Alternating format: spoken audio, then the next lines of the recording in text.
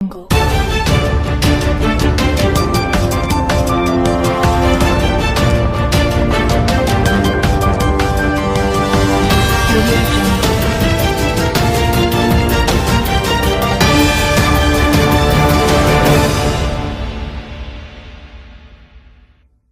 फ्रांसर एभियान ठारे आयोजित G7 summit अवसर में प्रधानमंत्री नरेंद्र मोदी एवं अमेरिका राष्ट्रपति डोनाल्ड ट्रंप मध्य एक आकर्षणीय द्विपाक्षिक बैठक अनुष्ठित हो जाइछि। प्राय वर्षे पर दुई जन प्रमुख विश्व नेता मध्य एही साक्षात्कार देखा मिलता।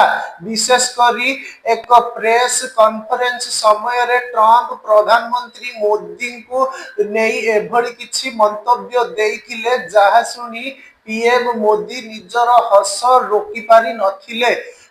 देखिबाकू फरिस्ता हेले व्यापार रे किलर ट्रंप कहिसंती। प्रेस कॉन्फ्रेंस रे ट्रंप निजर मजालिया अंदाज रे पीएम मोदी प्रशंसा करथिले। ट्रंप कहिथिले आपण एही व्यक्ति को देखंतु, से देखिबाकू बहुत सुंदर, बिल्कुल जने फरिस्ता भली, किंतु तांकर सरलता को केबे भी कम बोली भाबंतु नाही। व्यापारिक आलोचना मामला रे से जने किलर एवं जने टॉप ट्रेडर।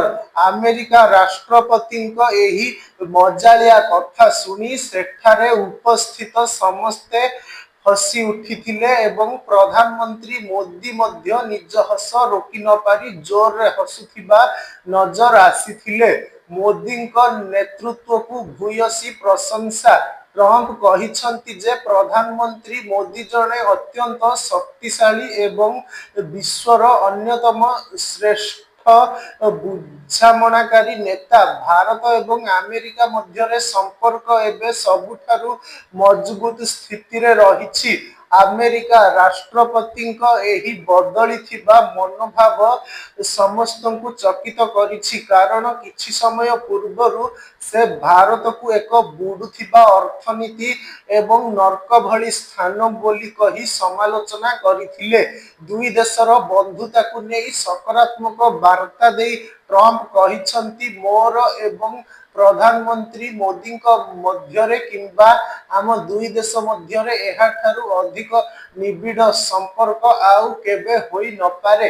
अन्यपटे प्रधानमंत्री नरेंद्र मोदी मध्य गत अमेरिका गस्त को मने पकाई कहिसंती जे वाशिंगटन रो सफल बैठक पर दुई देशर सहयोग रे एक नुआ शक्ति आसीछि। विभिन्न गुरुत्वपूर्ण प्रसंग रे आलोचना।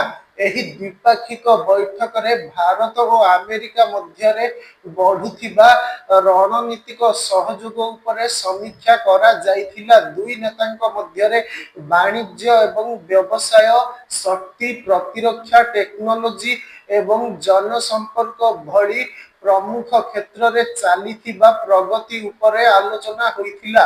उभय देशर अधिकारी और टीम निर्धारित लक्ष्य हासिल करिबा पई निरंतर कार्य करुछंती बोली पीएम मोदी कहिसंती।